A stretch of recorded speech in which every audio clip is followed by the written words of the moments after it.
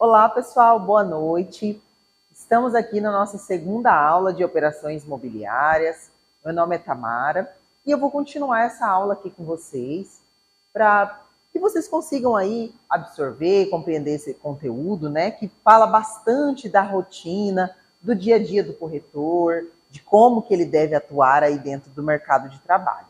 Então, ontem nós iniciamos a nossa aula, falamos a respeito aí de bastante coisa, desse contexto histórico, sobre a legislação, como que foi, né, para que essa profissão fosse regulamentada.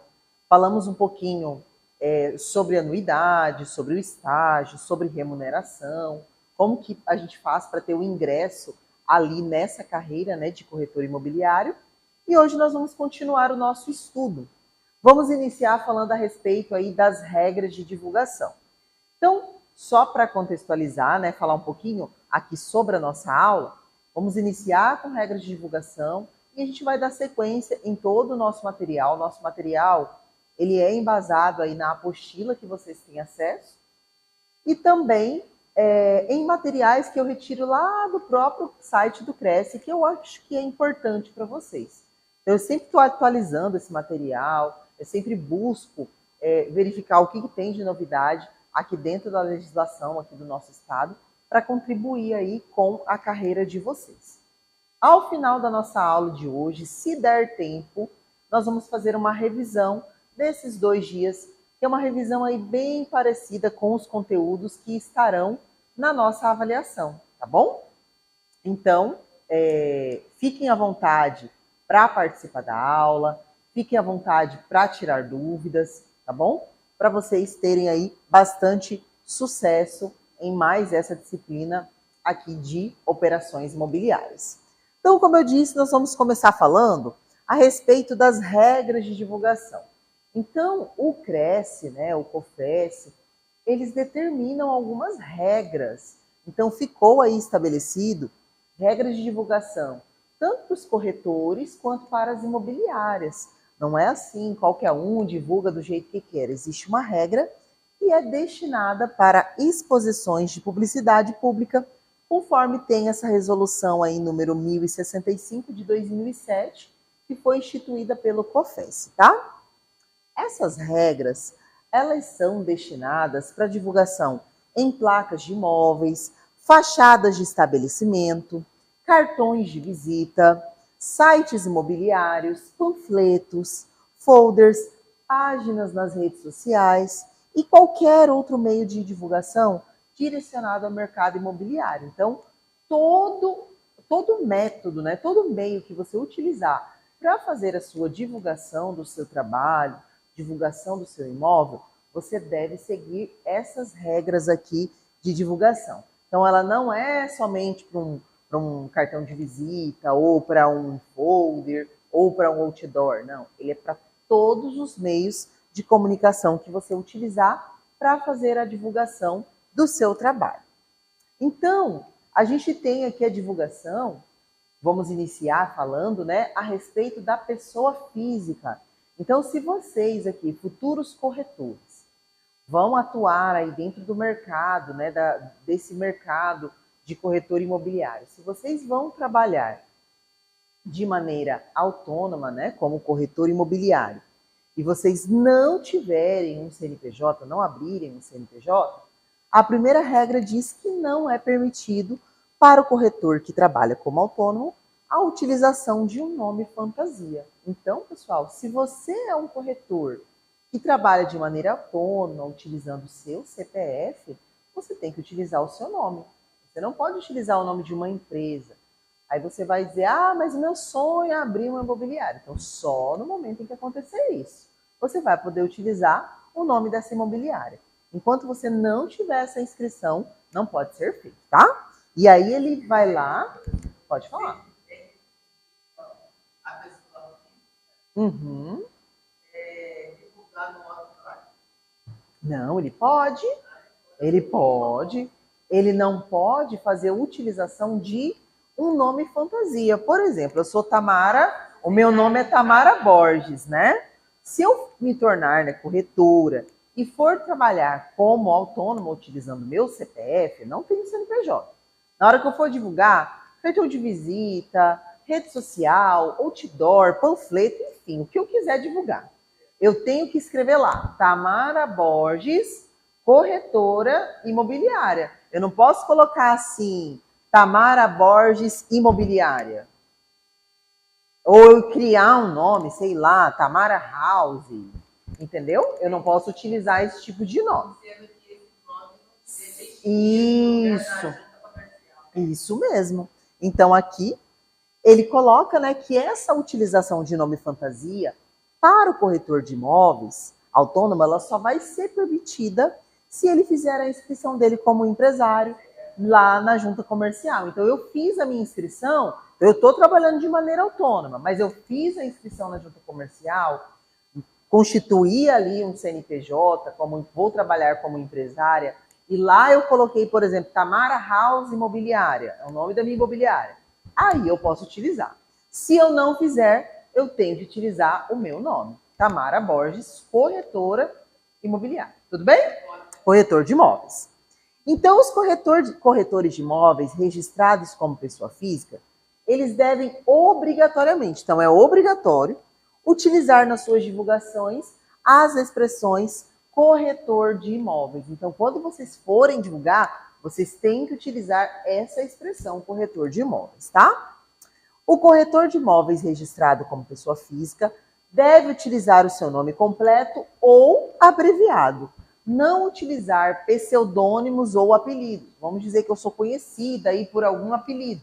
Se eu não fiz o registro desse lá no Cresce, se lá no Cresce eu registrei o meu nome completo ou o meu nome abreviado, o meu nome completo mesmo, são 4 nomes. Eu não quero porque é um nome muito longo. Eu quero utilizar só o meu primeiro e o meu último nome, só Tamara Borges. Então eu posso divulgar dessa maneira porque eu registrei lá no Cresce, tá? O nome abreviado, como eu disse, vai poder ser utilizado se tiver registrado lá no Conselho Regional dos Corretores de Imóveis a jurisdição a quem pertencer. Então, no nosso Cresce aqui, na nossa 19ª região, quando vocês fizerem a inscrição, vocês devem informar como é que vocês vão divulgar o nome de vocês, ok? Vocês colocarem lá o nome completo, tem que divulgar com o nome completo. Se vocês colocarem o nome na forma abreviada, vocês vão divulgar na forma abreviada. Isso é importante, pessoal, porque às vezes ninguém fala isso para você. E aí você chega lá na hora, coloca seu nome completo, e você não queria que fosse o nome completo, porque seu nome é muito longo, por exemplo. Você queria um nome mais curtinho. Então, você tem essa possibilidade, tá? E essas divulgações realizadas por corretores de imóveis registrados como pessoa física não podem estar sem o número do Cresce. Esse número do Cresce na divulgação, ele é obrigatório e ele não pode ser 25% menor do que o tamanho da fonte por extenso do nome. Então, não pode, por exemplo, a pessoa fazer lá um cartão de visita, colocar lá grandão, né? Tamara Borges, corretora de imóveis. E aí colocar um número de Cresce pequenininho, que quase não dá para enxergar. Ele tem que estar proporcional. Então, ele pode, no máximo, 25% menor, tá bom? E ele deve ser utilizado ali quando pessoa física, tá? Não há nenhuma restrição para que seja acrescido na divulgação número de telefone, e-mail, endereço, horário de funcionamento. Então, se você quiser colocar essas informações, pode, porque não tem nenhuma restrição. Então, você pode inserir telefone, e-mail, endereço, o horário do seu atendimento, tudo isso pode ser informado ali na sua divulgação. E aí eu trouxe um exemplo para vocês, como seria a forma correta e também daqui a pouquinho a forma incorreta de um corretor divulgar. Então, o João Pedro da Silva, ele foi lá no Cresce e fez a sua inscrição. No momento em que ele fez a inscrição, ele pode escolher, tá? Se ele quer J. Silva, corretor de imóveis, JP Silva, corretor de imóveis, J. Pedro, corretor de imóveis. Então, o nome dele completo é João Pedro da Silva, mas ele pode abreviar o nome dele caso ele queira. Mas ele tem sempre que colocar essa expressão, corretor de imóveis e o número do Cresce lá na divulgação, tá bom? Então, essa expressão, corretor de imóveis, como o número do Cresce, eles são obrigatórios constar no anúncio. Então, tem que estar essa informação. Aí, pessoal, eu vou aproveitar e vou fazer uma ressalva aqui. Aqui, nesse momento, vocês ainda são alunos, vocês estão estudando. Então, você não vai lá mudar já na sua rede social agora, tá? Não vou chegar lá agora na rede social e já vai colocar lá. Tamara Borges, corretora de imóveis. Não, ainda não estou inscrita no CRES. Só a partir do momento em que eu fizer isso. Por quê? Porque o CRES ele vai observar, né? A gente não tem ainda número de CRES. Se eu colocar lá que eu sou corretora de imóveis e não colocar o número do CRES, o CRES ele fica muito atento. Eu tive um aluno uma vez aqui no curso que ele, no momento dessa aula, ele falou, professora, eu coloquei lá no meu Instagram o meu nome e escrevi lá, corretor de imóveis. E eu estava divulgando imóveis, né? Porque eu estou trabalhando como estagiário numa imobiliária, então eu estava divulgando. E o Cresce entrou em contato comigo lá pelo meu direct, me mandou mensagem, falou assim, você não colocou o número da sua inscrição. Tem que colocar o número da sua inscrição no seu anúncio, lá na sua divulgação. E aí, nesse momento, ele falou, e agora? Eu não tenho, porque eu não sou corretor ainda. Então, é algo que pode até prejudicar você como aluno. Ele pode colocar o nome dele, mas ele pode colocar corretor de imóveis? Não, porque ele ainda não é. Quando ele estiver inscrito no CRES. Terminou o curso, se inscreveu, aí sim ele é corretor. Aí ele não vai ser mais estagiário, ele vai ser corretor mesmo. Tudo bem? Então essas são as informações. E a forma incorreta? Olha aqui como que seria, ó. JPS Imóveis. Não parece nome de imobiliária? Forma incorreta. Silva Gestor Imobiliário. Gestor imobiliário. Nós estamos fazendo curso de gestor imobiliário ou de corretor de imóveis? Corretor de imóveis. Então, essa é a expressão que nós temos que usar. Corretor de imóveis. Então, não pode se utilizar essa expressão. Gestor imobiliário, consultor imobiliário, imóveis, imobiliária. Aí, eu já tive uma turma que uma vez me questionou, né? Mas, professora, hoje em dia, né, as pessoas quase não usam mais.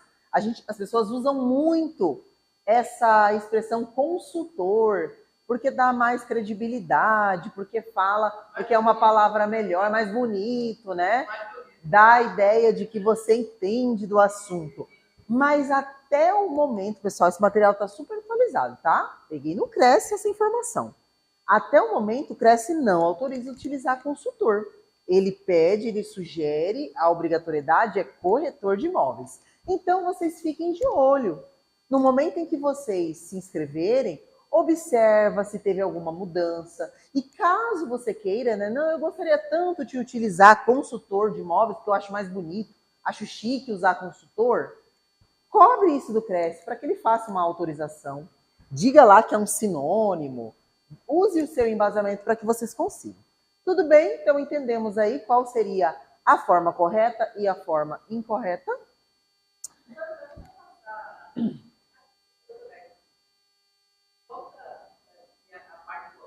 A parte correta está comigo. Está comigo. Uhum. Isso, fica comigo aqui. A parte correta, ó, como que seria a forma correta? A colega aqui na sala pediu para voltar. Esse corretor, o João Pedro da Silva, quando ele se inscreveu lá no Cresce, ele colocou esse nome. Ele falou, ó, eu vou divulgar dessa maneira. J. Silva, corretor de imóveis. Ele também utilizou JP Silva, corretor de imóveis, é a expressão correta. Ou J. Pedro, ele também utilizou essa forma. Então, a maneira como você quer divulgar, como você quer ser conhecido, você vai deixar o seu registro lá no Cresce. Mas por que, professora, que tem que fazer isso? Lembra que eu falei para vocês ontem que eu consigo consultar se um corretor é inscrito no Cresce? Então, eu vou pegar o nome dele, que ele está divulgando, e eu vou digitar lá no site do Cresce. E a partir desse nome, eu vou conseguir consultar se ele é corretor ou não. Agora, se a pessoa escrever um nome lá, nada a ver na divulgação, e não colocou isso lá no site, eu não vou conseguir localizá-lo. Então, eu preciso colocar a informação correta no Cresce e de como eu vou divulgar. Porque é uma maneira do Cresce acompanhar o trabalho de vocês, verificar, porque o CRES não está aí para acompanhar o trabalho do corretor, defender a sociedade dos maus profissionais. Então, é importante que vocês estejam alinhados. Tudo bem? E sempre use essa expressão aí, corretor de imóveis. Pode falar. Não, fica à vontade. Quando você fizer, por exemplo, eu, Tamara, o meu nome é um nome muito longo, tá? Meu nome é 4, eu tenho nome composto e 2 sobrenomes, de mamãe e de papai. Então, meu nome são 4 nomes, nome muito comprido.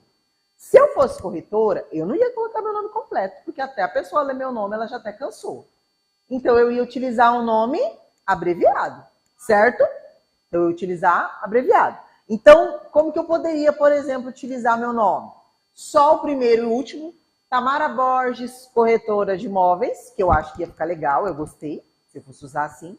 Ou se eu quisesse utilizar, por exemplo, uma sigla, eu poderia utilizar só as iniciais do meu nome.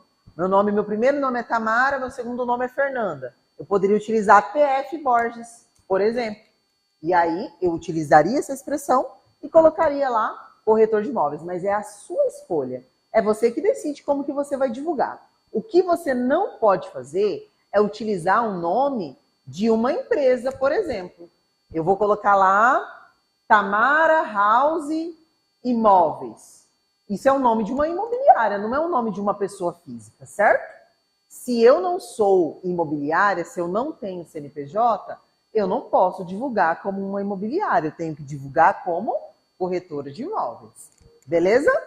Tiramos essa dúvida? E aí, a gente vai ali para a forma incorreta que a gente está falando, né? Não vou usar, por exemplo, Tamara House Imóveis.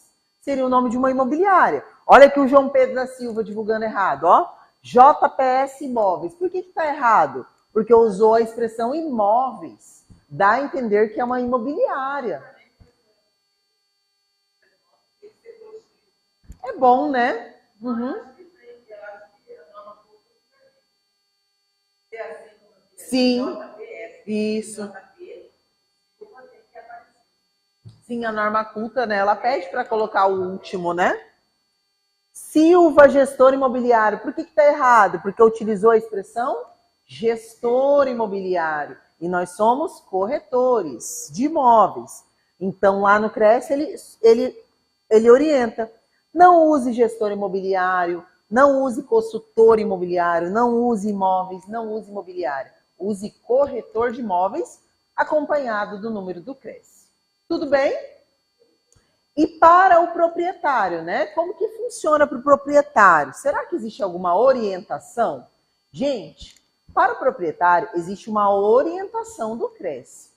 Não é uma obrigatoriedade legal, tá? O CRES não vai processar uma pessoa por ela estar divulgando o imóvel dela, tá? O que ele pede? Ele orienta, ele fala que qualquer pessoa, qualquer proprietário, ele pode fazer a divulgação do seu imóvel que ele pretende vender, alugar ou permutar. Então, eu, por exemplo, ontem comentei com vocês aqui na sala que eu tenho um apartamento lá em Várzea Grande, que nesse momento esse apartamento ele está alugado.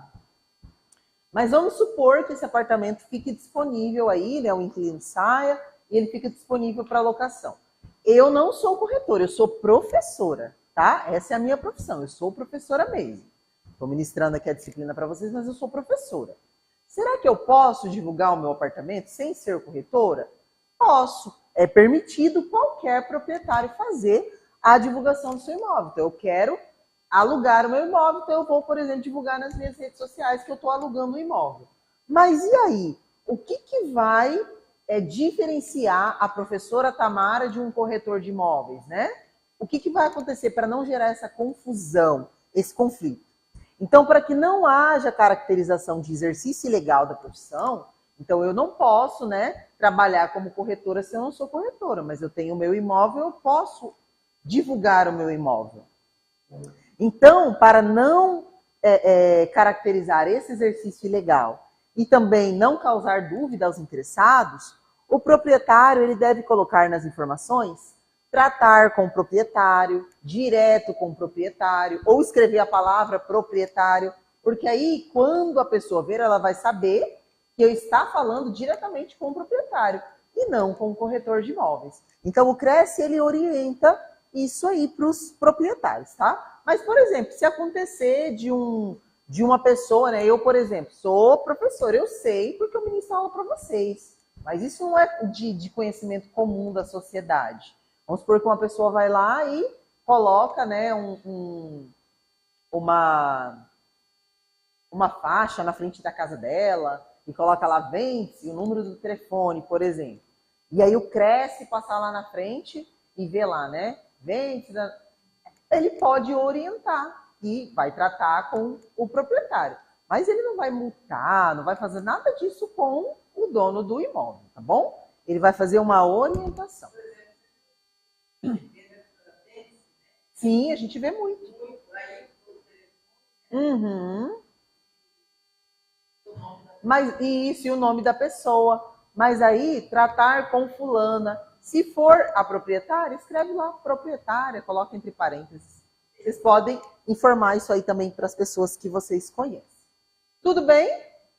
Tranquilo, pessoal? Então.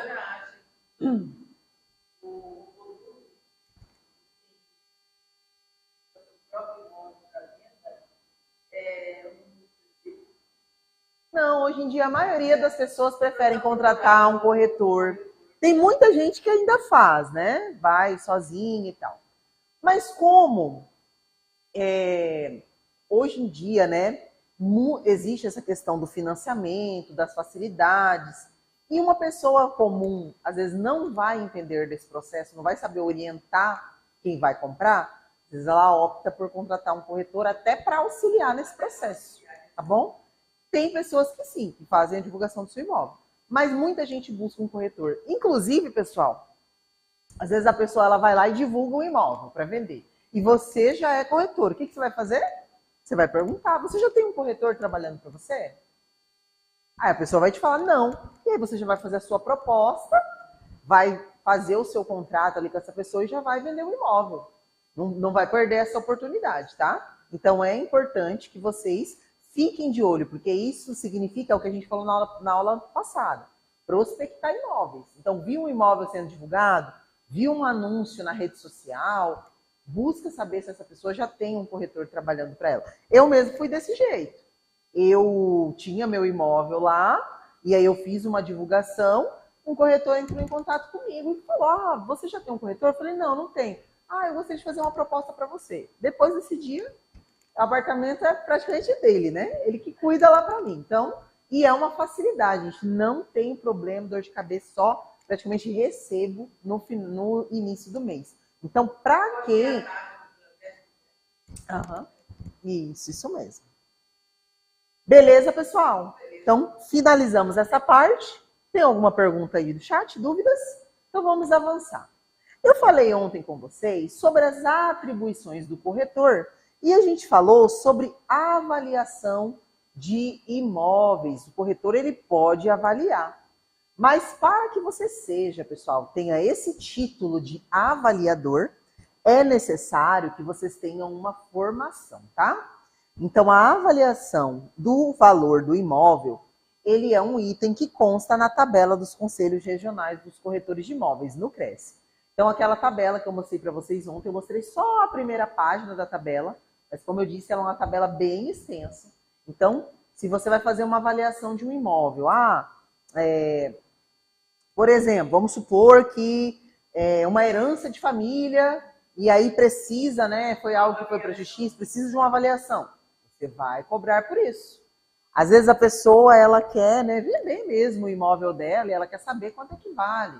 Mas ela não quer nada por escrito, ela quer saber só verbalmente. Você também vai cobrar por essa avaliação, tá bom?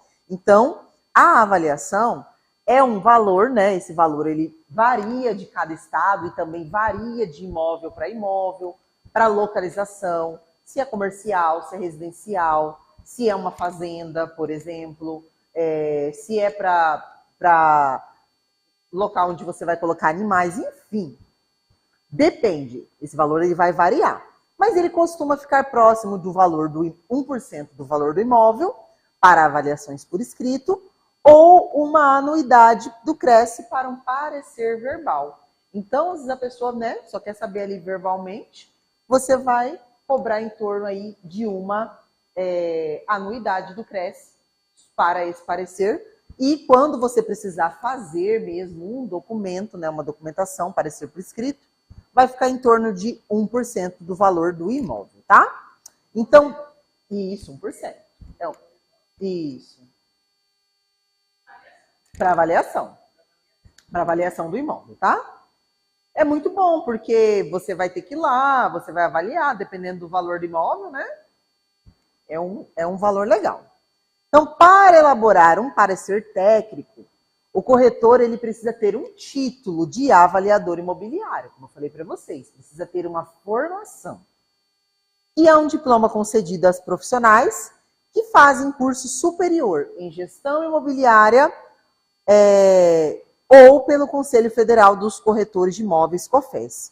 Então, eu posso obter esse título de avaliador se eu tiver um curso superior em gestão imobiliária ou se eu fizer uma especialização em avaliador. Como que funciona essa especialização? Ele é um curso de curta duração, aproximadamente 2 meses esse curso. Aqui no CETEPS, inclusive, tem esse curso, que é avaliação, avaliador de imóveis e perito. Então, a pessoa já sai, termina com esse título. Então, se for algo que seja do interesse de vocês, de ser avaliador também, é algo que vocês podem buscar aí para complementar a sua carreira, tá bom? É tudo dentro do mesmo curso. Isso, 2 meses. 2 meses a duração. É bem rapidinho, tá? Mas ele é um curso assim bem puxado. Tem aula, bastante aula. Vai fazer a visita nos locais para fazer o parecer. Faz até TCC, tá? É um curso bem específico mesmo. Eu não ministro aula nesse curso, mas eu já tive alunos que comentaram que fizeram. Então, eles já fizeram esses comentários a respeito, tá bom? E para quem faz o curso superior... Tem. Sim. Sim. Isso mesmo. Então, para avaliar um imóvel, pessoal, é importante que você visite o local. A colega aqui na sala acabou de dizer, eu não consigo fazer uma avaliação por foto, por videochamada, ou a pessoa me falou como é que é. Não. Eu preciso visitar e verificar as condições do imóvel.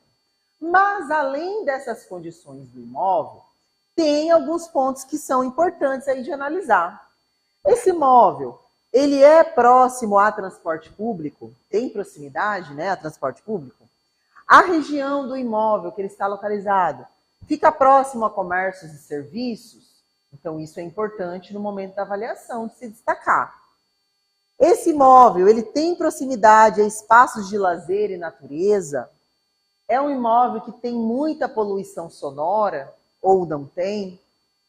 Criminalidade e violência, a região que está localizado esse imóvel, ele tem aí esse índice elevado de criminalidade ou não? Não tem criminalidade na região, é uma região muito tranquila. E por último, pessoal, vai ser essa infraestrutura.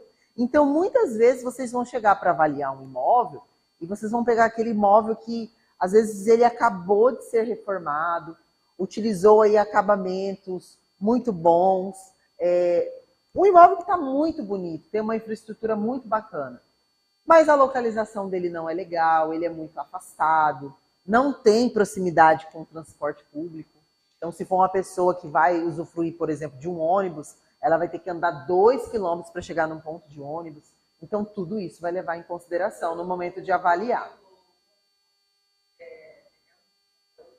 É um tipo de transporte público, né? Se passa uma linha de ônibus ali, é algo que vai enriquecer. Por exemplo, onde eu moro hoje, pessoal, quando a gente comprou nessa casa aqui em Cuiabá, só tinha um condomínio ali, não tinha mais nada. Beleza. A gente pagou um valor X nesse imóvel. Esse meu imóvel, ele já quase que dobrou o valor dele. Por quê? Construiu-se uma avenida muito boa na frente. Tem um mercado na esquina agora do meu condomínio e um posto de combustível na outra esquina. Então, olha o quanto que valorizou o meu imóvel por conta de uma avenida, um supermercado, um posto de combustível, aí em frente a esse posto de combustível, eles pegaram uma praça que tinha lá que era só mato, pegaram essa pracinha, colocaram aquela academia ao ar livre, aqueles brinquedos de criança, escorrega, e isso virou um espaço de lazer, querendo ou não, virou um espaço de lazer. E o que aconteceu com a região? Já ficou mais valorizada. Então, aquele imóvel que tinha aquele valor X lá que a gente pagou no início, hoje ele já tem um outro valor. Valorizou muito. Por conta disso aqui. Antes, não passava um transporte público ali. Mas agora, como tem essa avenida principal que passa na frente, pronto, já melhorou. E com certeza, para quem for comprar agora o imóvel, porque às vezes, gente, a gente pensa assim, ah, mas hoje em dia todo mundo tem carro. Não, tem muita gente que usa transporte público. Muita gente mesmo. Às vezes você vai vender um imóvel para uma pessoa, ah, eu vou vender um imóvel, né, que é numa região que vai ter um poder aquisitivo mais alto, mais elevado. As pessoas ali não vão usar transporte público, por exemplo, os donos. Mas às vezes ele vai ter um funcionário que vai usar um transporte público. Então, isso é algo que vai colaborar ali com aquele imóvel. Tudo bem?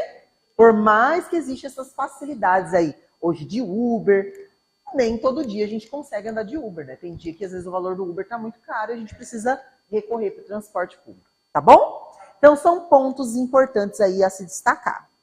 E como a gente já falou, né, nossa colega contribuiu, é imprescindível a vistoria do imóvel avaliado a fim de registrar e fazer constar no laudo as características físicas e outros aspectos relevantes à formação do seu valor comercial. Então, mais uma vez, não dá para fazer por foto, por videochamada. Ah, fica ali tal lugar, o que você acha? Precisa ir lá para você conhecer e fazer a vistoria e colocar lá no laudo as características aí principais do imóvel. Beleza?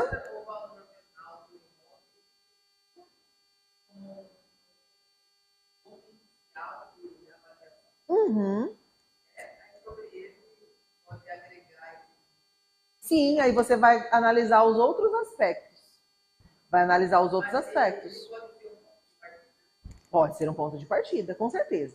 No início, é claro, pessoal, quando vocês fizerem, para vocês que forem buscar, é claro, essa formação, né? Vocês vão aprender todas as características de como compor o valor do imóvel ali dentro da formação. Mas fora isso, vamos supor que você, não, nesse momento eu não quero fazer esse curso, eu vou só trabalhar como corretora. Na sua prática do dia a dia, você vai acabar conhecendo os imóveis e você vai verificando quanto é que custa um imóvel, aquela região, aquela localização. Você vai ficar ali mais ou menos por dentro do mercado, tá? Então isso aí vai contribuir também com você, tá bom? Agora a gente vai falar a respeito sobre locação de imóveis. Então a gente verificou aqui hoje já na aula como que funcionam as regras de divulgação. Falamos que o corretor pode também trabalhar como um avaliador, se ele tiver aí esse título de avaliador de imóveis. E agora a gente vai falar a respeito da locação. Então o corretor de imóveis, ele também pode trabalhar com locação. A locação, ele é um item que consta lá na tabela, fica em torno de 10% do valor da locação do imóvel para o corretor aí que for contratado para esse trabalho, se ele for um corretor que for administrar esse imóvel. Geralmente os corretores, eles fazem assim, para aqueles corretores que não vão administrar, geralmente eles cobram o valor da do primeiro aluguel, né? Às vezes eles cobram esse valor, tem um valor X ali que ele combina com o cliente se ele não for administrar. Mas se ele for administrar, fica em torno de 10%, tá bom? Então, o que seria a locação? É o ato de locar, de conceder a outrem o direito, mediante pagamento, de uso e gozo de bem móvel ou imóvel por determinado tempo. Então, vai estar estabelecido um contrato de quanto tempo essa pessoa vai poder usufruir daquele imóvel, podendo prorrogar, podendo rescindir se quiser, mas sempre vai estar escrito lá, né, vai estar declarado lá no contrato o período que a pessoa deve ficar, se rescindir esse contrato, qual que seria a multa, tanto para quem está locando, né, quanto para o proprietário, tá? Para os dois. Porque senão, às vezes, a pessoa está lá no imóvel, de repente o proprietário fala, ah, não quero mais, sai do meu imóvel. Ele tem que cumprir esse prazo também com o cliente, tá? Então, é um contrato estabelecido entre a parte que tem o domínio sobre o imóvel e a pessoa física ou jurídica que vai usufruir desse meio, tá? Desse bem. E aí a gente tem os procedimentos para a locação. Então, pessoal, o primeiro procedimento que vocês vão verificar quando vocês forem trabalhar com locação é a apresentação de toda a documentação. Então, quando vocês trabalharem com locação de imóveis, o cliente que te contratar, ele vai falar para você tudo o que ele quer, tá? Ah, eu quero que me informe aí os documentos pessoais, RG, CPF, eu quero que envie um comprovante de renda, enfim, tudo que for necessário. E você já tem que informar para a pessoa que está buscando a locação já no primeiro contato. Ó, para a locação desse imóvel é necessário isso, isso, isso e isso. Porque se a pessoa não tiver alguma coisa, não vai conseguir locar esse imóvel. Tudo bem? Ele é um contrato que ele é celebrado bem mais rápido do que uma venda. Então a locação ele é um procedimento bem mais rápido, mas é importante que siga esses passos, tá? E aí a gente vai fazer o preenchimento do cadastro e as condições para locação. Pessoal, lá no site do Cresce, como eu disse para vocês, tem disponível vários modelos de contrato que vocês podem utilizar como base para vocês utilizarem no dia a dia.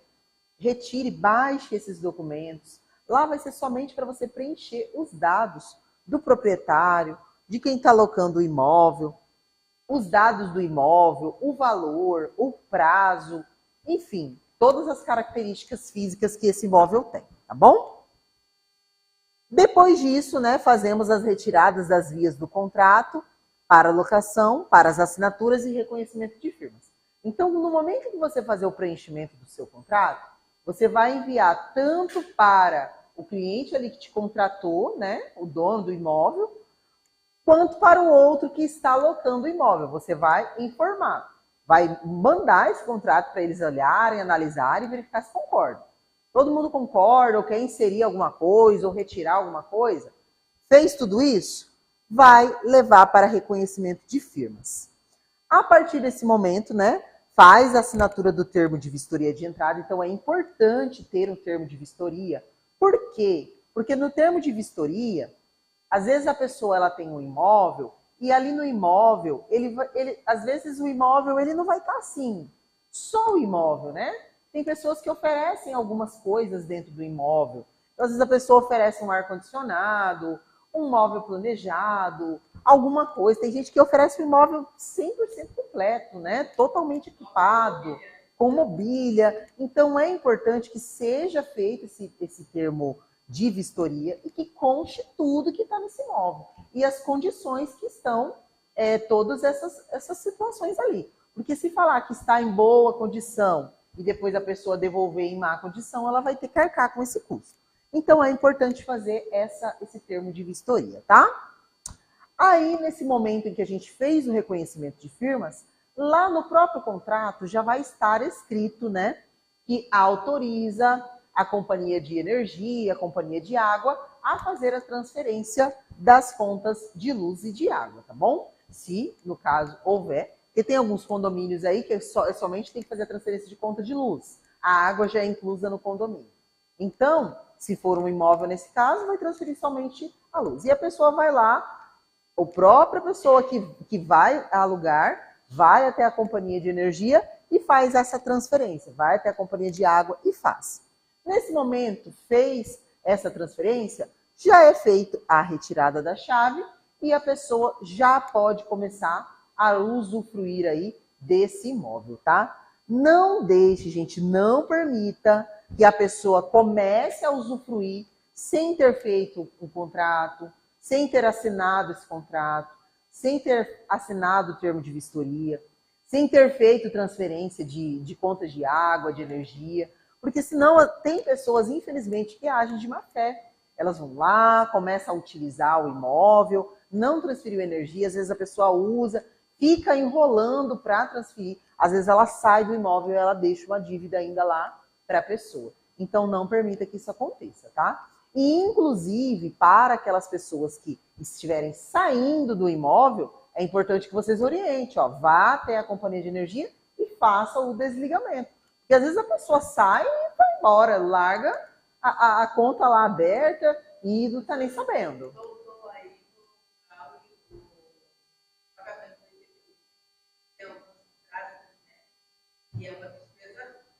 O pagamento do IPTU é algo que vai estar celebrado no seu contrato. Lá no seu contrato você vai descrever, o cliente ele vai dizer se ele quer que o inquilino pague o IPTU ou não. Aí ele vai descrever lá, porque às vezes pode ser que a pessoa já coloque esse IPTU diluído nas mensalidades, né, do aluguel. Então ele fala, não vai pagar IPTU, não vai pagar condomínio. O meu apartamento mesmo que eu alugo, eu não cobro a parte o condomínio do meu inquilino, porque eu já diluí o condomínio, já diluí o IPTU dentro do valor do meu aluguel. Então já está tudo ali. Ele vai pagar aquele valor e pronto, durante aquele tempo, porque eu já fiz o cálculo. Exatamente, uma locação sem cargo.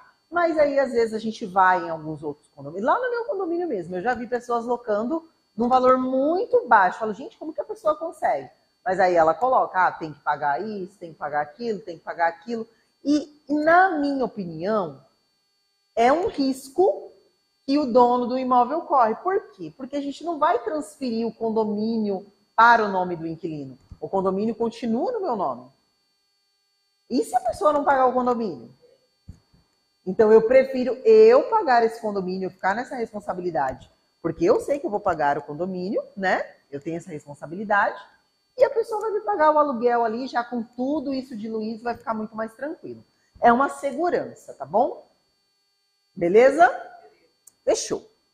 Vamos falar agora a respeito da administração de condomínio. Então, a gente viu que o corretor, além, né, de trabalhar na intermediação ali de compra e venda de imóveis, pode trabalhar com locação e pode também ser avaliador. E agora a gente vai verificar que a gente pode também trabalhar na administração de condomínios. Então, um condomínio, ele tem, né, as suas normas próprias, que são elaboradas de acordo com os dispositivos da lei que o regula. Então, todo condomínio tem ali a sua legislação. E cada condomínio, ele tem os seus direitos reais de unidades autônomas e individuais. Então, dentro da sua casa ou do seu apartamento, ele tem esses direitos por pertencer somente a ele. E ele também tem os direitos sobre as partes comuns que pertencem a todos os condôminos. Por isso, existe essa necessidade dessa norma própria para a comunidade, que compreendendo os moradores, bem como a relação destes com os terceiros. Então, por isso que existem as normas lá, o regimento dos condomínios, como que a pessoa deve se comportar nas áreas comuns, horário de utilização, que dia, por exemplo, que pode colocar um lixo para fora, como que vai ficar a sua, sei lá, a sua frente da sua casa, se pode colocar vaso de planta, se não pode, enfim, tudo isso vai estar escrito lá no regimento, tá bom?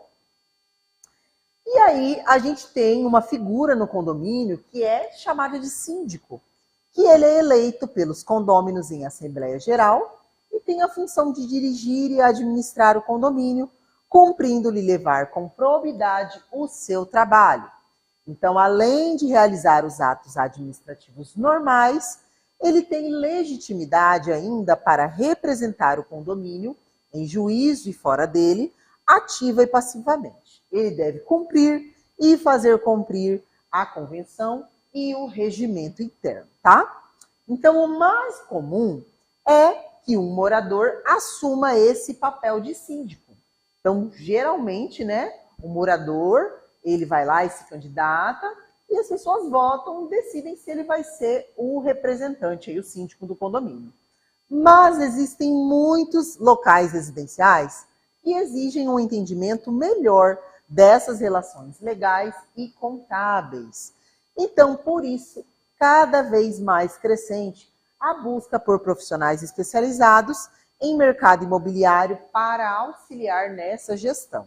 Então, hoje existe essa profissão, administrador de condomínio. E o administrador, muitas vezes, ele não administra só um condomínio, não. Ele administra vários, tá bom? E a gente tem ainda as empresas que são administradoras. Então, hoje, os condomínios, como que eles estão atuando? Muitas vezes, eles até têm o síndico, a figura do síndico, mas o síndico vai lá e contrata uma administradora para auxiliar na administração do condomínio. Então, tem uma empresa que vai administrar essa questão do pagamento ali do condomínio, né, dessas anuidades que tem que ser pagas, como que vai ser feito o investimento, enfim, existe essa administração aí que ajuda e orienta. Então,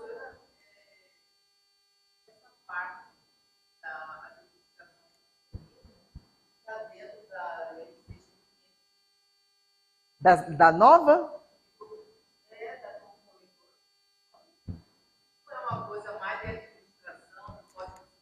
Ele pode atuar. Mas como que o corretor vai atuar como administrador? A gente aqui no nosso curso, por exemplo, a gente não faz nenhuma disciplina de administração. Ele vai fazer igual no curso de avaliador. Um curso de curta duração. Geralmente, eu já vi algumas pessoas dizendo que ele é em torno de 1 a 2 semanas, é um curso bem rapidinho. E você já sai ali com o seu título de administrador e você consegue trabalhar.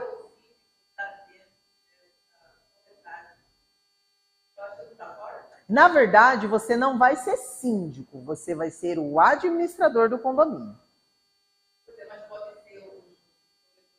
Pode ser um corretor de imóveis. Uhum.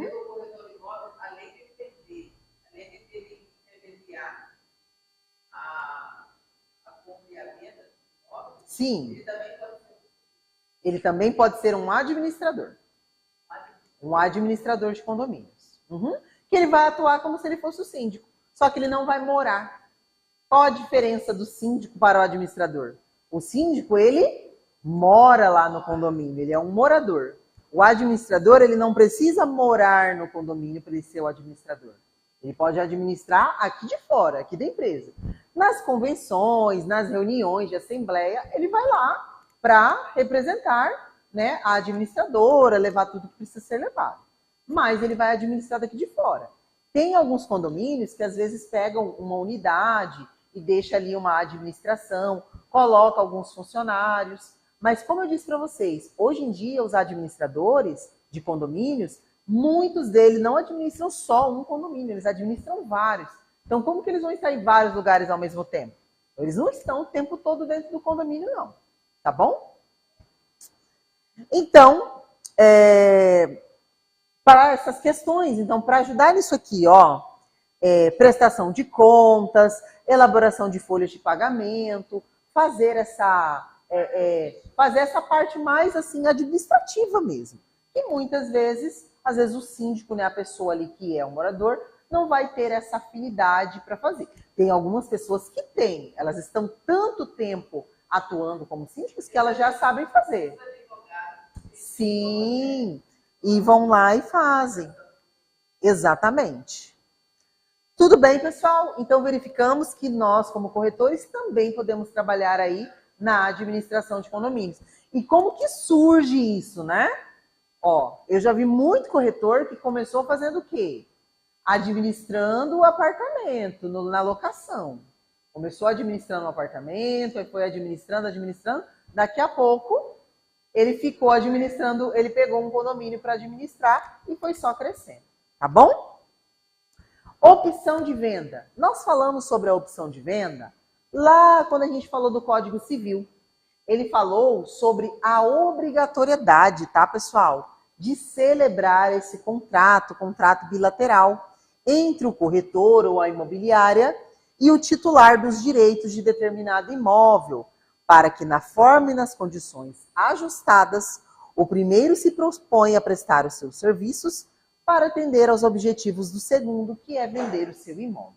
Então, pessoal, A opção de venda, esse contrato, lá dentro do Código Civil e também dentro do Código de Ética, que nós vamos falar mais à frente, ele diz que é obrigatório.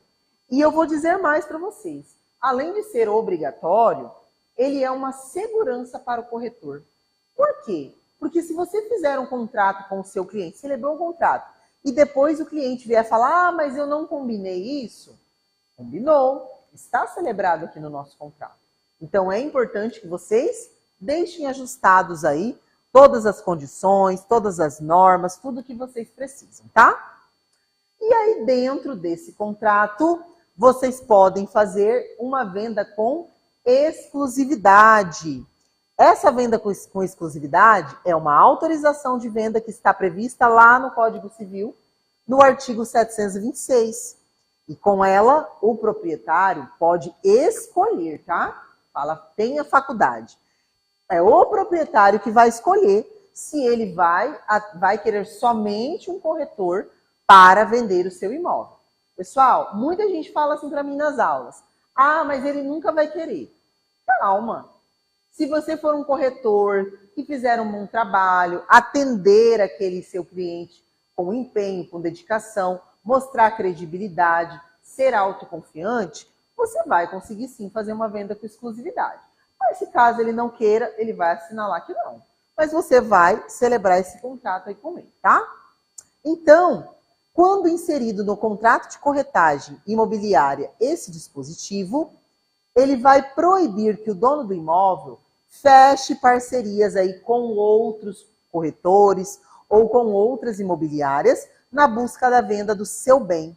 Isso durante um prazo a ser combinado entre ambas as partes, que é fixado no ato de contratação, tá?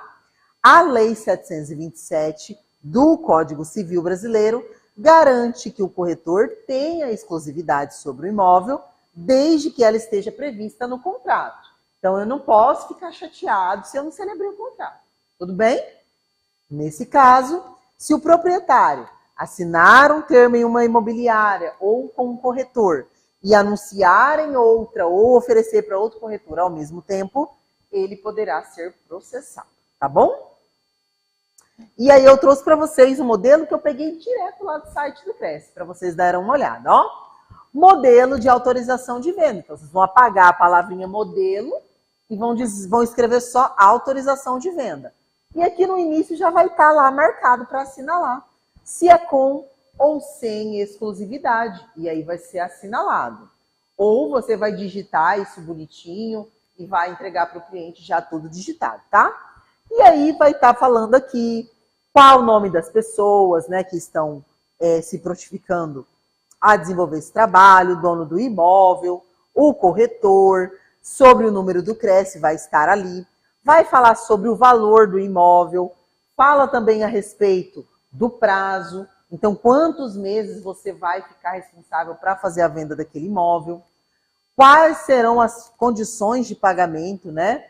O valor à vista ou a prazo. Bom, você já vai inserir aqui se vai ser aceito, porque às vezes pode ser que o cliente aceite trocar por uma entrada ser no formato de receber um carro, receber ou outro imóvel, ou alguma coisa como parte do pagamento. Tudo isso vai ser adicionado aqui nas condições. Tudo bem, pessoal? Tranquilo? Então, lembre-se que esse contrato, ele é obrigatório, conforme está previsto lá no Código de Ética, que a gente vai ver daqui a pouco, e também está previsto no Código Civil, mas ele também é uma segurança para você, corretor, tá bom? Vamos falar agora a respeito dos encargos do corretor de imóveis.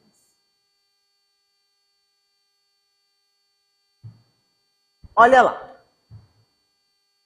Então, o corretor, né, a tributação aplicável à atividade de forma comparativa pessoa física e pessoa jurídica, a partir de janeiro de 2015, ao constituir uma empresa, o corretor poderá optar por 3 formas de tributação: Simples Nacional, lucro presumido ou lucro real. Então, para vocês que são corretores, né, futuros corretores, que vão abrir uma empresa, esse momento da aula aqui vai ser destinado para vocês, tá? Então, vocês vão ter esses 3 tipos de tributação que vocês vão poder decidir.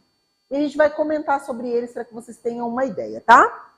O Simples Nacional, ele é um regime compartilhado de arrecadação, cobrança e fiscalização de tributos aplicados a microempresas e empresas de pequeno porte. E aí a gente tem o formato de como é feito o cálculo. Então, o primeiro passo, calcular a receita bruta da empresa nos últimos 12 meses. Identificar a alíquota e a parcela a ser deduzida. Então, no momento em que você calculou a receita, se você ficou dentro da margem que é o Simples Nacional, você vai identificar a alíquota, a parcela a ser deduzida. Fazer o cálculo da alíquota efetiva e chegar o valor no Simples Nacional a ser pago naquele mês. Então, o Simples Nacional, ele é previsto na Lei Complementar número 123 de 2006 e ele é um regime especial unificado de arrecadação de tributos e contribuições em uma única guia para empresas que faturam até 4,8 milhões por ano. No ano de 2014, a presidente da época permitiu que os corretores optassem pelo Simples Nacional. Então, a empresa aí, né, empresas de pequeno porte, que vão ter até 4,8 milhões por ano, podem optar pelo Simples Nacional, tá bom? Como que seria o lucro presumido? Esse regime tributário, a empresa faz uma apuração simplificada do imposto de renda de pessoa jurídica e da contribuição social do lucro líquido. A Receita Federal presume que uma determinada porcentagem será o faturamento, né? Será o lucro. Já no lucro real, o regime que é o regime de tributação em que o cálculo de imposto de renda de pessoa física e da contribuição social sobre o lucro líquido é feito com base no lucro real, receitas menos despesas. Então, tudo que a empresa teve de receita e tudo que a empresa teve de despesa. E aí a gente vai saber exatamente quanto que vai ser o lucro. E aí, com os ajustes previstos em lei, trata-se de um dos regimes tributários mais tradicionais. Então, a gente tem essas 3 formas de tributação. Caso vocês, corretores, forem abrir uma empresa, tem que estar atento para ver qual vai ser a realidade da sua empresa, como que vocês vão se enquadrar aqui dentro desses tributos, tá? Para aqueles corretores que vão trabalhar de maneira autônoma, a gente precisa ter em mente os tributos, né, e os impostos que deve realizar. Pagamentos anuais ou mensais. Então, por ser um trabalhador autônomo, deve estar atento às contribuições fiscais, tributárias e previdenciárias.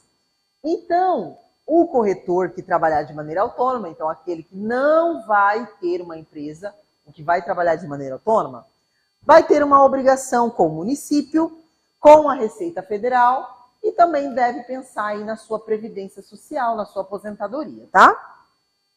Então, com a prefeitura do seu município, o corretor ele deve pagar o ISSQN, que é o Imposto sobre Serviços de Qualquer Natureza, tá bom? Com a Receita Federal, o corretor de imóveis deve ter em ordem todos os recebimentos relacionados a comissões por intermediações de negócios durante o ano.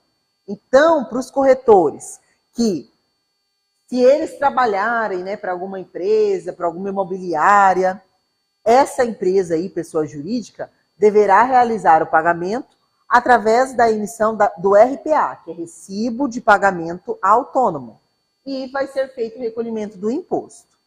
Agora, se o serviço for prestado já direto para um proprietário, é de responsabilidade do corretor fazer todos os recibos e anotar ali naquele recibo quem foi a fonte pagadora, o CPF dessa fonte pagadora, né, a pessoa que te contratou, qual foi o valor da comissão que foi recebida nessa intermediação, porque você vai utilizar todos esses recibos lá na sua declaração anual de imposto de renda. E nessa declaração deve constar o nome da fonte pagadora pela intermediação, o CPF e o valor envolvido. Então tem que ter tudo isso anotado para a sua declaração, tá bom? E como todos devem aí pensar no futuro, as contribuições previdenciárias, elas representam uma ajuda mensal na aposentadoria. Para isso, o corretor de imóveis deve se inscrever no INSS a fim de fazer o recolhimento mensal através do pagamento de um carnê. O corretor poderá definir a contribuição necessária que deseja para o recebimento posterior em sua aposentadoria. Uma vez inscrito, o corretor de imóveis irá contribuir dentro de uma tabela progressiva que servirá de cálculo para quando ele for receber a sua aposentadoria.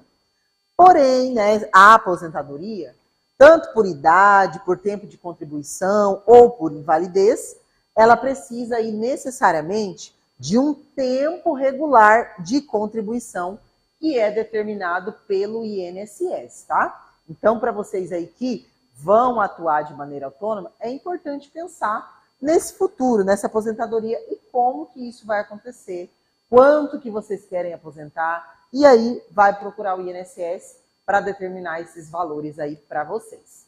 Tudo bem? Pode falar.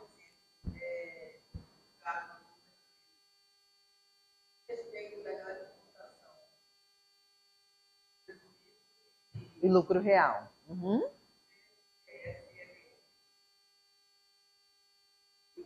Uhum. Qual é o parâmetro ali Você fala de faturamento?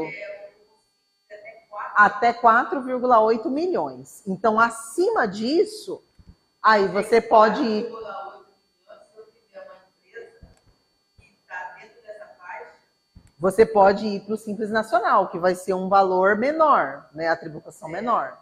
Agora, se for acima de 4,8 milhões, aí você vai optar pelo presumido. comissão dela, O faturamento. Faturamento é a receita, é tudo que foi vendido. Isso, vamos supor que durante o ano vendeu, sei lá, 30 imóveis. E aí, nesses 30 imóveis, dependendo do valor dos imóveis, chegou a 6 milhões, por exemplo. Aí você ultrapassou o Simples, você não vai poder usar o Simples Nacional. Aí vai ter que ser ou lucro presumido ou lucro real. Você vai definir um dos dois. Esse caso que eu estou falando do Simples, lucro é só para a empresa, se você abrir um CNPJ. Agora, se você trabalhar de maneira autônoma, ou se você for contratado por uma imobiliária, eu sou funcionário de uma imobiliária. Você está trabalhando de maneira autônoma, você não é dono do CNPJ. Então, você vai fazer sua declaração de imposto de renda. Igual hoje. Hoje, a gente provavelmente todo mundo trabalha aqui e já faz a sua declaração. Você vai continuar fazendo a sua declaração. fora essa parte da tributação federal, tem também o ISSQN.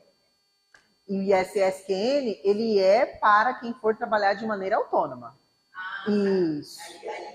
Aí que entra. Se for pessoa física, vai entrar Isso. na tributação municipal. Isso mesmo, vai entrar na tributação municipal. Beleza? Muito bem. Agora a gente vai entrar dentro do nosso código de ética profissional. Estamos aí caminhando para o finalzinho, acho que vai dar tempo da gente fazer a nossa revisão, tá bom? Então, pessoal, o nosso código de ética profissional, ele vai tratar aqui a respeito dos deveres do corretor.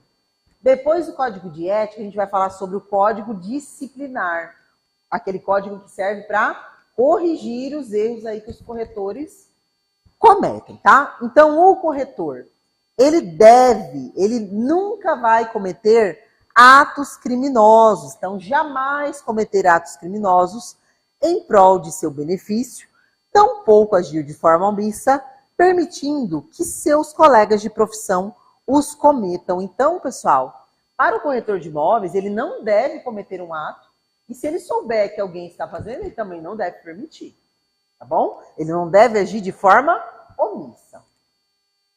O corretor, ele deve manter constante contato com o Conselho Regional, prestando contas do seu trabalho e contribuindo com melhorias na categoria. Então, é importante manter esse contato com o CRES, tá?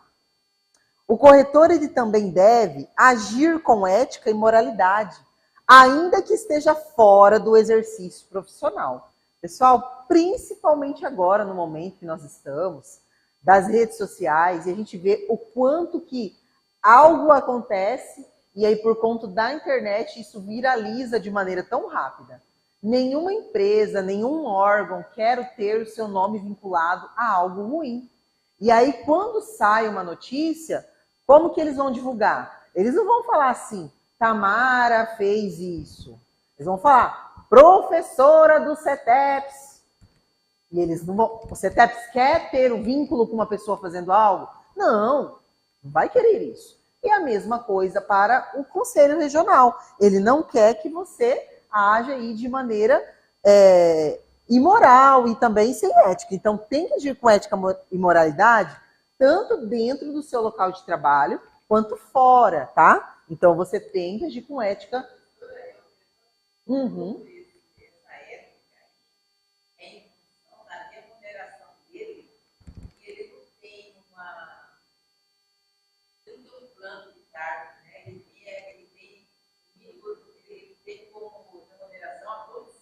Sim. Exatamente. Aí você vai ser aquele corretor que, durante o trabalho, nossa, aquela pessoa séria, chega no final de semana, ou pega a sua rede social e posta um monte de coisa que às vezes não deve. Então tem que tomar cuidado. E os seus clientes, eles vão estar te acompanhando, eles vão ver o que você vivencia, com certeza.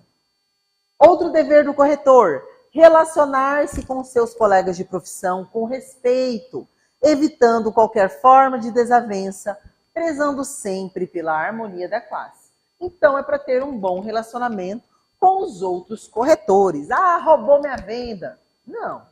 Vamos conversar e vamos ajustar. Não é para ter aí desavenças entre vocês, tá?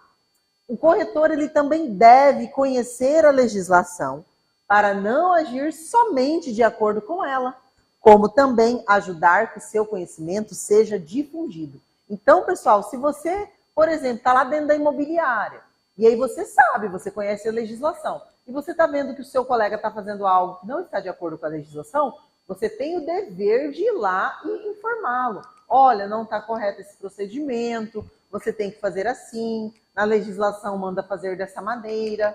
Então, o seu conhecimento, você não tem que agir somente de acordo com a lei. Você também tem que difundir seu conhecimento. Passar aí para as outras pessoas, tá? O corretor, ele deve inteirar-se de todas as circunstâncias do negócio antes de oferecê-lo. Ontem a nossa colega aqui na sala falou isso. Professora, o corretor, ele tem que ir lá, ele tem que saber como é que está o imóvel, né? Porque já pensou, ele não fala para o cliente como é que o imóvel está, aí o cliente vai e compra o imóvel, aí daqui a pouco começa a chuva, e aí o telhado dele desaba porque estava em condição precária. Então, ele tem que saber de todas as circunstâncias antes de oferecer. E tem que falar para o seu cliente todas as condições, tá bom? O corretor, ele também deve recusar toda transação que ele saiba que é ilegal, injusta ou imoral. Por exemplo, pessoal, vou usar aqui um exemplo assim bem, que já me perguntaram na aula, tá? Professor, foi invadido um terreno ali de fulano de tal. E aí o pessoal invadiu esse terreno, né? Eles estão lá, por exemplo, há uns 6 meses morando lá nesse terreno, e uma pessoa me contratou para vender o lotinho dele lá que ele invadiu. Posso vender? É claro que não, gente. É um terreno invadido. Não pertence à pessoa. Você sabe, você está sabendo que é ilegal. Você vai vender esse lote, sei lá, uma casa para alguém que é num terreno de uma outra pessoa, e aí essa pessoa com certeza vai entrar na justiça, vai conseguir a apropriação, e aí a pessoa vai ser desapropriada. Então, você tem que recusar toda transação que você sabe que é ilegal, injusta e imoral. Estou falando porque já me perguntaram na sala se pode, tá?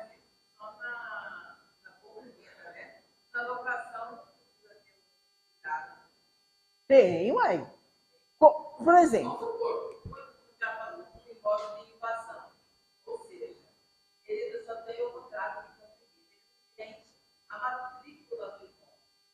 Certo.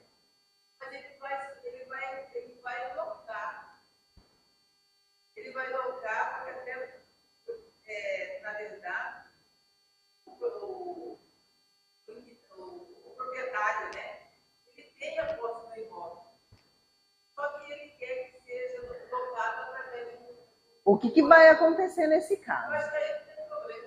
Você tem que informar para o cliente que está locando. Olha, esse imóvel, a condição dele é essa. Você quer? Porque vamos supor que essa pessoa foi lá e locou esse imóvel. Aí ela está morando lá nesse imóvel de aluguel. A gente sabe, gente, que isso acontece muito. Às vezes tem uma pessoa que está morando ali no local e ela quer morar, quer condições melhores daquele local que ela está morando. Ela fala assim, olha, vamos, sei lá, fazer um muro, colocar um portão. Eu já vi muita gente que é inquilino fazer isso, porque ele quer morar no conforto, mais segurança e tudo mais. E aí o que acontece? Aí vamos supor que esse imóvel é um imóvel que está no local que o proprietário invadiu essa terra. Aí a justiça foi lá e concedeu o imóvel para o dono mesmo.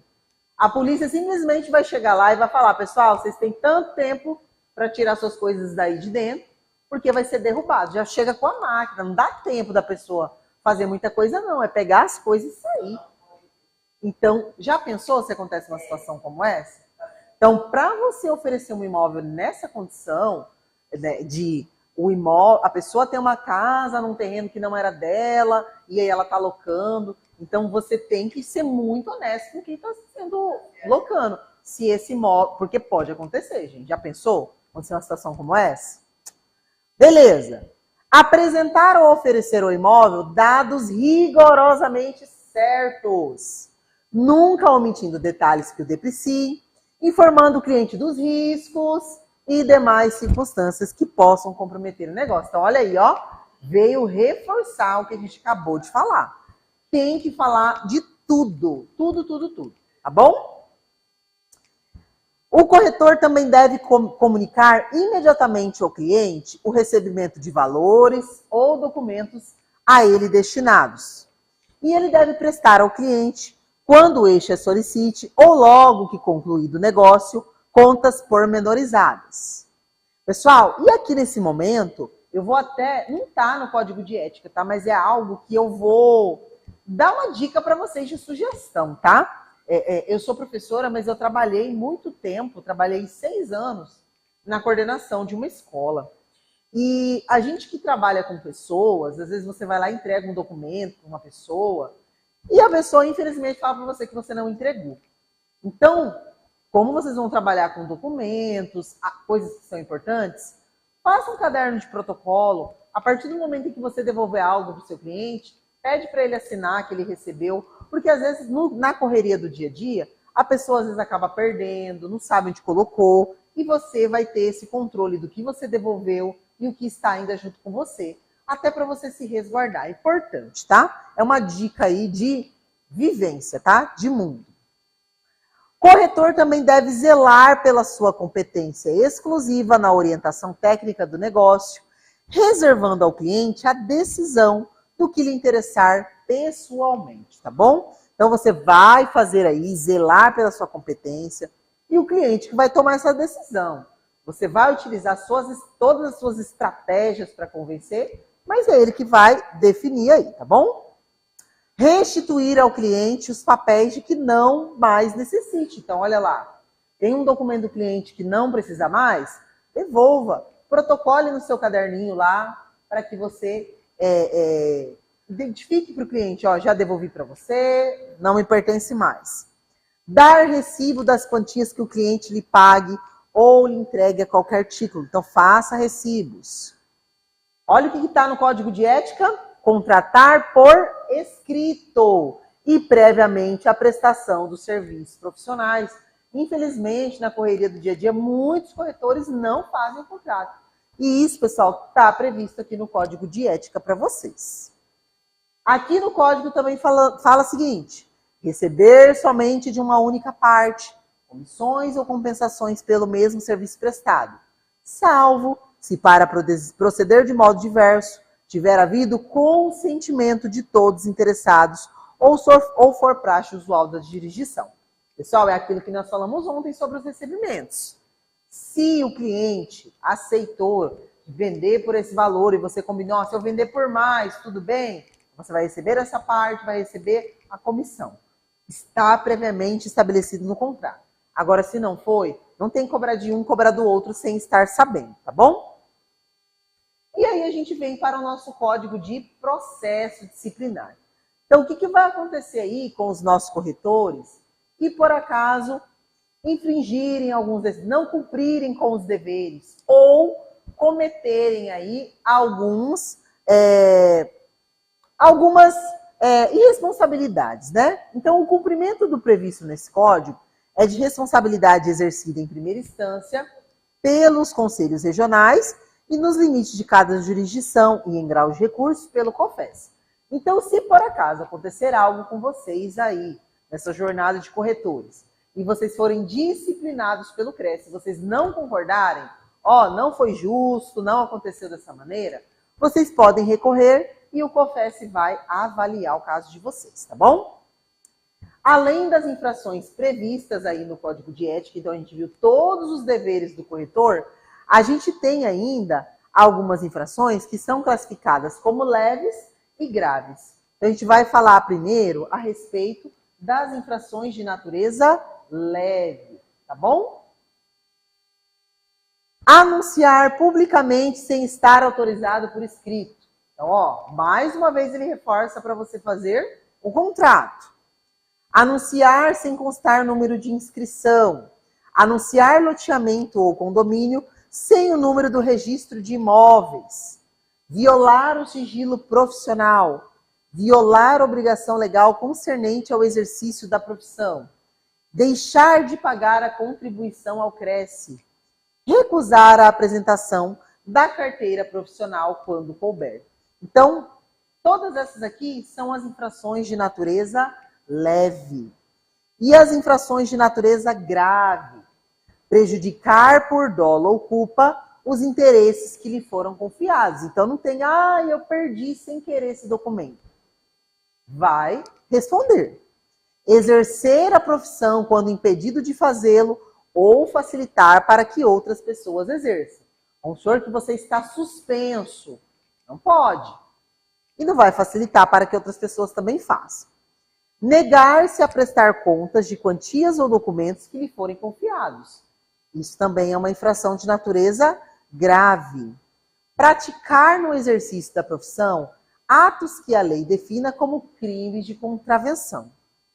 Promover ou facilitar transações ilícitas que prejudiquem a terceiros. Gente, será que vender um imóvel numa terra invadida, alugar um imóvel que está numa terra que foi invadida, será que não vai prejudicar um terceiro? Vai prejudicar. Então, a gente não pode promover e nem facilitar isso. E aí, o que vai acontecer com esses corretores, né, que fizerem aí o que não deve? Nós vamos ter essas sanções disciplinares. Advertência verbal, censura, multa, suspensão de até 90 dias e cancelamento da inscrição. Pessoal, tudo isso daqui são situações que são ruins, vocês concordam? Ninguém gosta de receber advertência, nem ser censurado, nem receber multa, nem ser suspenso e nem ter o seu CRES cancelado. Então, você viu isso lá na sua avaliação, viu isso lá nas suas questões no momento de estudar? Lembre-se que isso é uma sanção disciplinar. Tudo bem? Então, agora nós vamos para a nossa revisão. Pessoal, vocês vão fazer o seguinte. Vocês vão digitar aí na internet, vocês vão abrir o navegador de vocês. Quem está na sala pode pegar o celular e vocês vão digitar um site que vai estar escrito assim, Kahoot.it. É KAHOOT.it. Tudo bem? Para quem está aqui na sala, eu vou abrir aqui para vocês.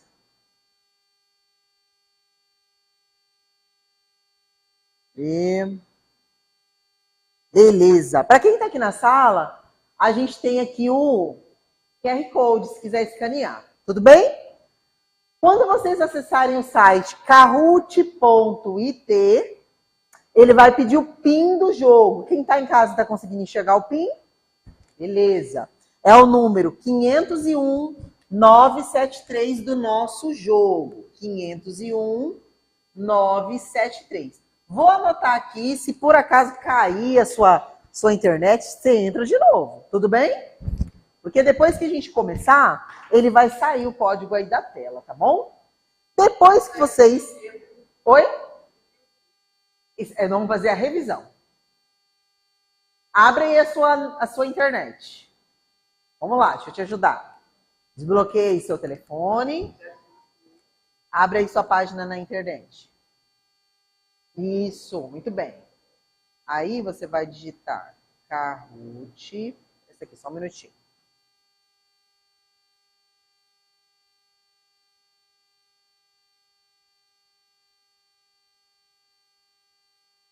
Fim do jogo. Digita para mim lá.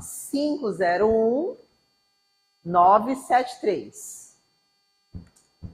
E depois ele vai perguntar seu apelido. Pode colocar nome, pode colocar apelido, fica à vontade. Entra, inserir.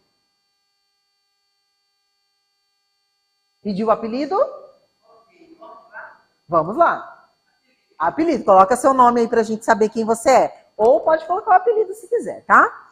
Aí ele vai colocar pra vocês, gente, vocês vão entrar com um gifzinho. Pode trocar o bichinho se quiser, tá bom? Pessoal, vou explicar como vai funcionar. Colocou? Agora espera. Tá bom? Já colocou? Vamos lá? Deixa eu ver. Pode colocar ok. Isso aí, Juliana. Espera um minutinho que já vai começar, ó. Juliana já entrou aqui na sala. Já tô vendo você. Tá bom? Pessoal, aqui na nossa TV, vai aparecer uma questão. Eu vou fazer a leitura dessa questão para vocês e também vou fazer a leitura das alternativas. No celular de vocês não vai aparecer a pergunta. Vai aparecer só quadrados, aliás, retângulos com as cores das respostas. Então, eu vou falar assim. Se vocês acham que a resposta é essa, clica no amarelo. Se você acha que é essa, clica no vermelho. Se você acha que é essa, clica no azul. Se você acha que é essa, clica no verde. Tudo bem? E aí vocês vão clicando. Aqueles que responderem mais questões certas e no tempo mais rápido vão ganhar mais pontos e vão ficar lá no primeiro lugar. Tudo bem? Mas mais importante do que responder rápido é responder correto. Tá bom? Eu coloquei 1 minuto para cada pergunta. São 15 perguntas, que é uma revisão zona de tudo que nós estudamos. Mas, à medida que todo mundo responder, eu já posso avançar. Entramos aqui com 9 pessoas. Então, vamos lá, vamos começar. O pessoal No online está participando também. Quem está em casa também está participando. 10 pessoas agora, ó.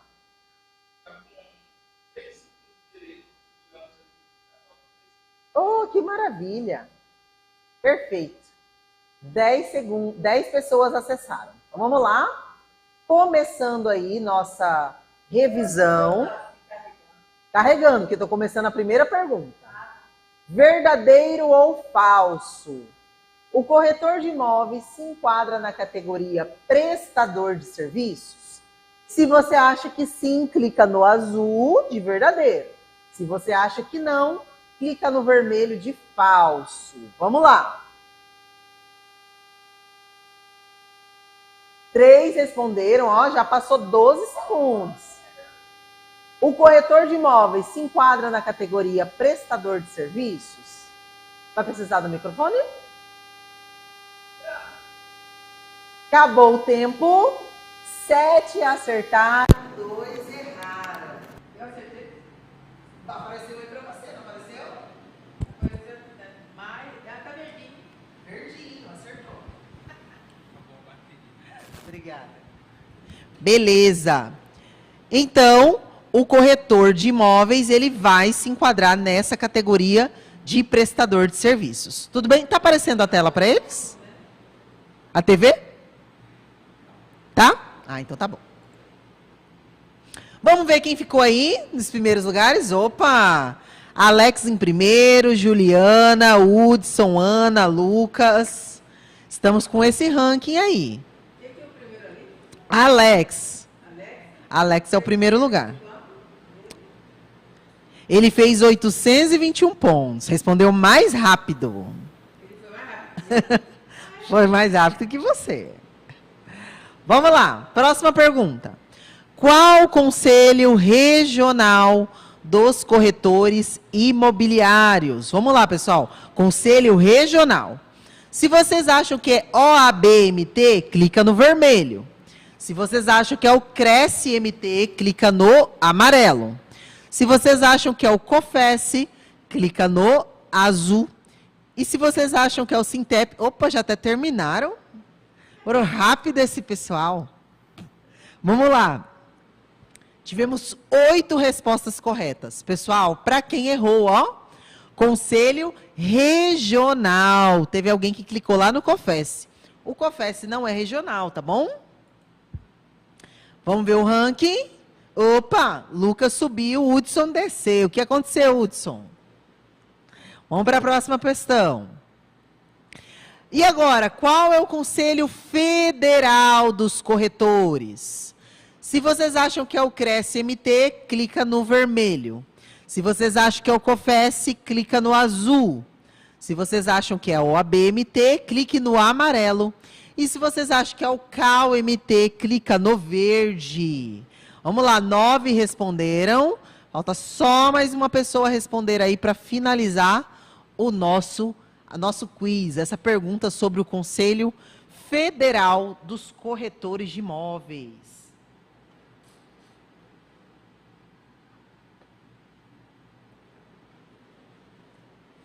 ...20 segundos, ó. Se acabar o tempo e não responder, ele encerra sozinho, tá bom? Oh, a internet está parada. 10 segundos.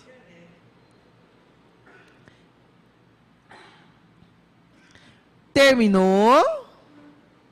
Muito bem.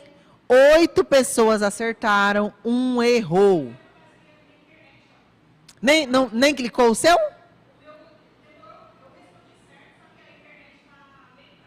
Não tem problema demorar para responder, tá? Mas ele vai contabilizar, tá bom? 8 responderam correto. COFES, pessoal, COFES é o Conselho Federal dos Corretores. E ele também é chamado de órgão máximo da categoria, tá bom? Não esqueçam aí dessa informação. Vamos lá, Rodrigo aí subiu no ranking. Muito bem. Mais um verdadeiro ou falso. O corretor de imóveis deve garantir uma venda que beneficie somente ao vendedor e não ao comprador? E aí, gente, vocês acham que sim? O corretor de imóveis deve garantir uma venda que beneficie somente ao vendedor e não ao comprador? Se você concorda com isso, você vai clicar no azul de verdadeiro. Se você não concorda, se você acha que o corretor não deve fazer isso, você vai clicar no vermelho de falso. Vamos lá. Analisa, pensa com cuidado, com carinho. 9 responderam. Vamos lá. Muito bem. 8 pessoas acertaram. 8 pessoas responderam correto. Uma pessoa clicou verdadeiro. Olha o que está falando ali, gente. O corretor de imóveis deve garantir uma venda que beneficie somente ao vendedor. Será que é só o vendedor que vai ser beneficiado? A pessoa que está comprando, ele não tem que atender? Tem que atender. Ele tem que beneficiar todas as partes envolvidas. Ambas as partes, a gente costuma dizer. Exatamente. Isso aí, vermelho. Tá certo? Era falso, você clicou no vermelho. Acertou, isso aí. Vermelho acertou, muito bem. Vamos ver lá como é que ficou. Ixi, desceu, Juliana. Desceu. Você clicou no azul ou no vermelho? No vermelho? O que pode ter acontecido? Às vezes você deve ter demorado para responder. E aí o pessoal que clicou mais rápido. Aham. Vamos lá. O que faz um corretor de imóveis? Vamos ver se a gente sabe. Se você acha que um corretor de imóveis conserta imóveis, você vai clicar no vermelho. Se você acha que ele presta assistência médica, você vai clicar no amarelo. Se você acha que ele ministra aulas, você vai clicar no azul. E se você acha que ele vende e intermedia a compra de imóveis em troca de comissão, você vai clicar no verde. Vamos lá, gente. O que será que faz um corretor? Muito bem, todo mundo acertou, parabéns. Ele vende e intermedia a compra de imóveis em troca de comissão. Show de bola. Não apareceu, mas você está vendo aí sua posição. Ele vai aparecer para você no seu telefone, tá? Verdadeiro ou falso?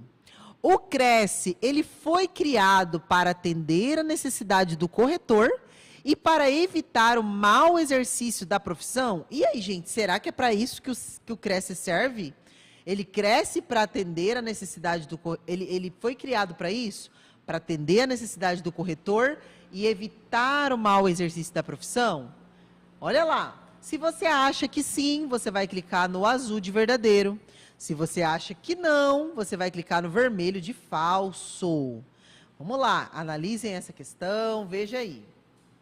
Muito bem. A maioria acertou.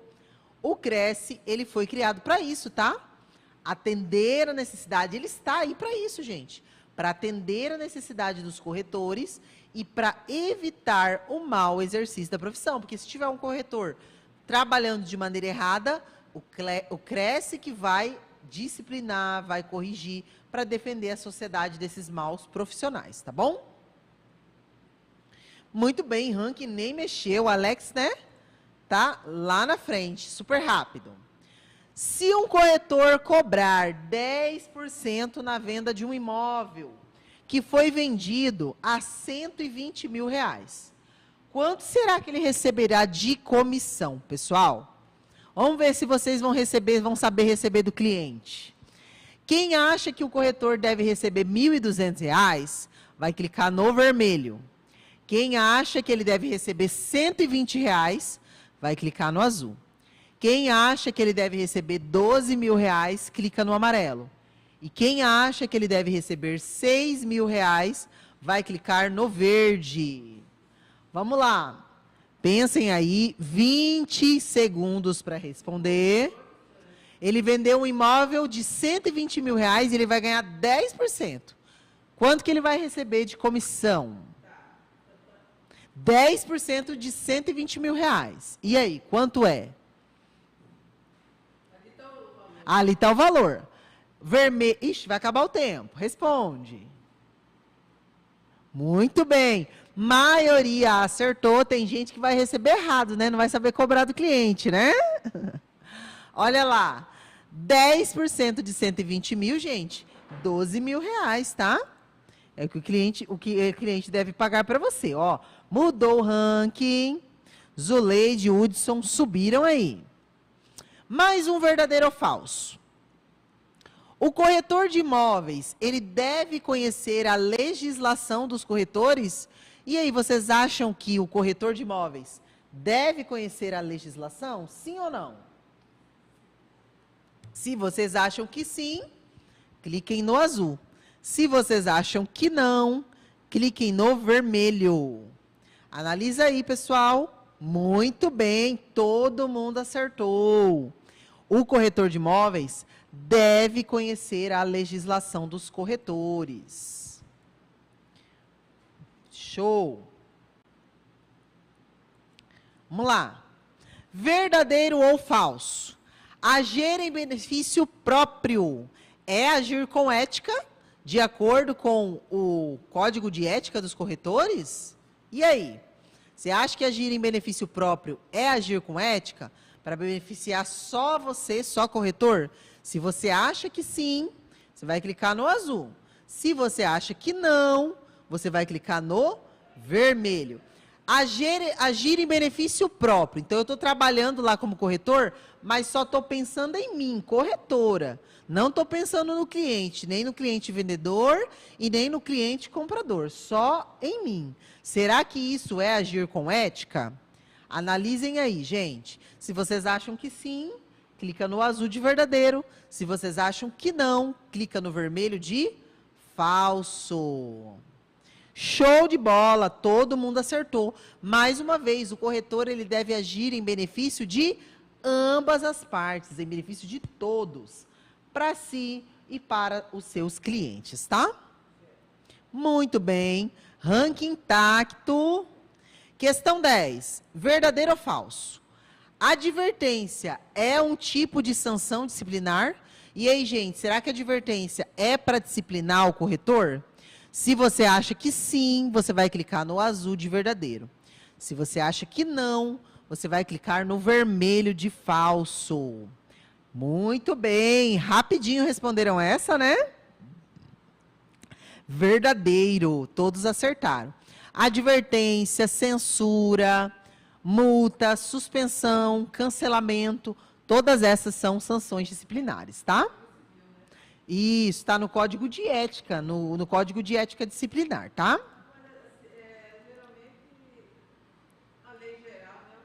Sim. O estágio é uma disciplina obrigatória para o estudante de técnico em transações imobiliárias?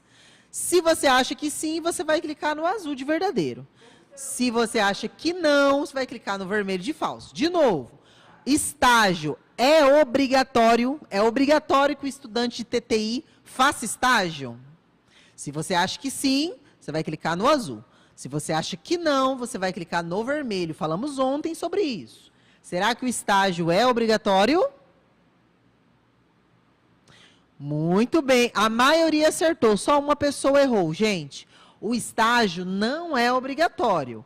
Ele contribui muito, ele enriquece, você vai aprender muito, mas não é obrigatório, tá? Muito bem, ranking aí intacto. Mais um verdadeiro ou falso? A carteira de estágio. Então, para quem está fazendo estágio, será que a carteirinha de estagiário, ela vale por 1 ano e meio? E aí, pessoal, será que a carteirinha de estágio pode valer por 1 ano e meio? Se você acha que sim, você vai clicar no azul de verdadeiro. Se você acha que não, vai clicar no vermelho de falso. O pessoal aqui na sala tá falando. Quanto tempo que vale a carteirinha? Olha lá. 8 acertaram. Gente, a carteira provisória, ela não vale por 1 ano e meio. Ela vale por 6 meses e ela pode ser prorrogada por igual período. Então, você pode utilizar no máximo 1 ano. Mas o critério principal é que você esteja matriculado no seu curso. Você tem que ser estudante para você fazer estágio. No nosso caso, como o nosso curso tem duração de 4 meses, a gente não consegue fazer todo esse período aí de 1 ano, tá bom? Vamos lá. Hudson subindo aí no ranking também. Verdadeiro ou falso? Overprice caracteriza como um ganho adicional superior à comissão normal devida pelos serviços prestados e recebidos de forma camuflada. E aí, gente, será que é isso? Será que o overprice é quando a gente recebe uma comissão sem o cliente estar sabendo, sem avisar todas as partes, recebi um valor a mais sem conhecimento do cliente? É isso que está dizendo aqui no meu verdadeiro ou falso, tá? Se você acha que sim, você vai clicar no azul. Se você acha que não é isso, você vai clicar no vermelho de falso. Analisa aí. 6 já responderam. 20 segundos para acabar. 7. 8. Falta só uma pessoa para finalizar. 9. Olha lá, ficamos em dúvida, né? Gente, essa questão é verdadeira, tá? Overprice é quando você cobra um valor, cobra um valor sem o cliente estar ciente. Por exemplo, um cliente me contratou aqui para vender um imóvel. Aí eu fui lá e consegui alguém para comprar esse imóvel. Aí eu fui e cobrei desse cliente e do outro e eles não estão sabendo. Tá bom? Isso é overprice. É um valor adicional. Um valor adicional. É um valor adicional superior à comissão normal, recebido de forma camuflada. A pessoa não está sabendo. Tá bom? Então, a pessoa tem que estar ciente. Muito bem, Zuleide tomou o lugar dela de novo, subiu aí no ranking. Não está aparecendo, você está lá embaixo? Qual sindicato dos... Ixi, gente, eu não falei essa daqui, né? Na verdade, esse material não tinha do sindicato. Mas vamos ver se vocês sabem qual que é o sindicato dos corretores. Será que é o Sintrai? Se você acha que é o Sintrai, clica no vermelho. Se você acha que é o Sindimóveis, clica no azul. Você acha que é o Sintep, clica no amarelo. Se você acha que é Senalba, clique no verde. É que esse material aqui que a gente gravou não falava do sindicato, né? Vamos ver. Falei sobre o sindicato, né? Ah, legal. Sindimóveis, muito bem, todo mundo acertou. Sintrai, Sintep, eles são sindicatos de professores, tá? E Senalba, ele é de empresa privada aqui da nossa cidade, tá bom? Muito bem, o ranking continua. Última pergunta. Locar, conceder a outrem, mediante pagamento de uso e gozo de bem móvel e imóvel, por determinado tempo. Será o que é isso? Quem acha que isso é uma venda, clique em vermelho. Quem acha que é locação, clica no azul. Quem acha que é doação, clica no verde. E quem acha que é compra, clica no amarelo. Explicar para vocês, ó. Aqui nesse jogo, quem responde mais rápido aparece no ranking. Quem demora mais para responder vai aparecer no final, todo mundo, tá? Só que ele vai estar mais lá embaixo, mas todo mundo aparece aqui no jogo, tá bom? Fiquem tranquilos. Falta só uma pessoa responder e a gente já vai ver o pódio. Todo mundo acertou locação. Vamos dar uma olhadinha como que ficou aqui o nosso pódio. Vamos lá. Em terceiro lugar, Ana. Tá aqui na sala, Ana? Não, tá em casa. Segundo lugar, Rodrigo. Tá aqui na sala? Tá em casa, parabéns também. E em primeiro lugar, Alex. Tá aqui na sala? Opa, primeiro lugar aqui na sala. Muito bem.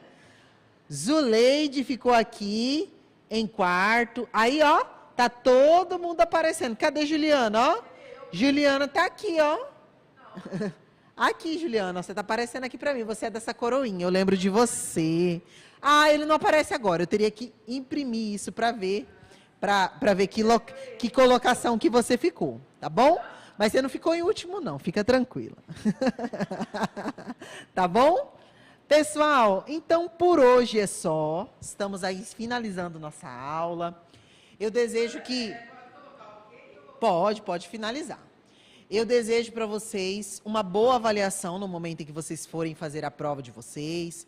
Espero que eu tenha contribuído aí com o conhecimento de todos. E se precisarem de alguma coisa, eu estou aqui à disposição no CETEPS, tá? Até mais, boa noite a todos e tchau, tchau.